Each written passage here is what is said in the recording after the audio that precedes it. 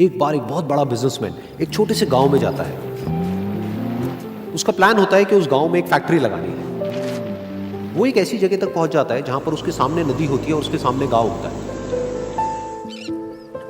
अब उसके पास में दो ऑप्शंस होते हैं। एक कि वो सड़क के रास्ते से घूम करके उस गांव तक पहुंचे, जिसमें करीब करीब 8 घंटे लगेंगे, क्योंकि डायरेक्ट कोई रास्ता नहीं है वहां तक पहुंचने का।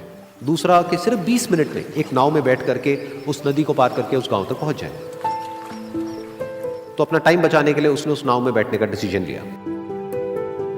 वो नाव बहुत ही छोटी सी थी, जिसमें एक तरफ एक आदमी बैठा था जो कि नाव चला रहा था और दूसरी तरफ ये बिजनेसमैन बैठा हुआ था।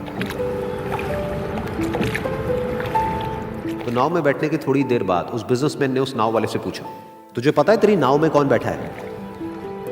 तो नाव वाले ने बड़े ही भोलेपन से कहा हाथ जोड़ करके, नहीं साहब मुझे नहीं पता आप कौन है। तो बिजनेसमैन बोला, अरे तू अखबार नहीं पढ़ता है क्या? हर दूसरे दिन मेरी फोटो आती है अखबार में।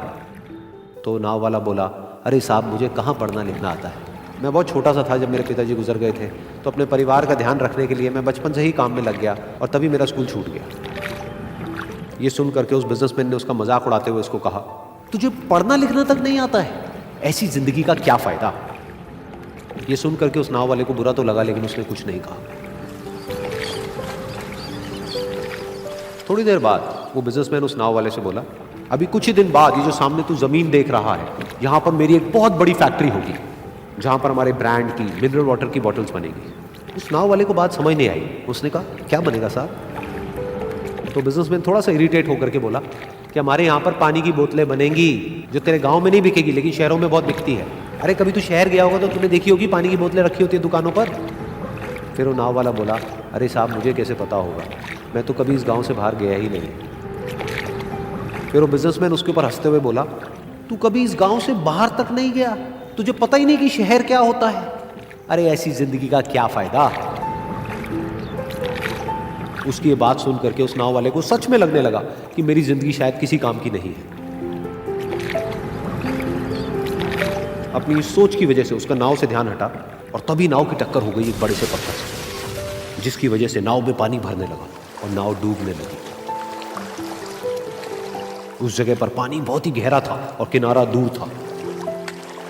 नाव वाले को समझ आ गया कि अब इस नाव को बचाने का कोई तरीका नहीं है और वो अपनी जान बचाने के लिए नदी में छलांग मारने ही वाला था।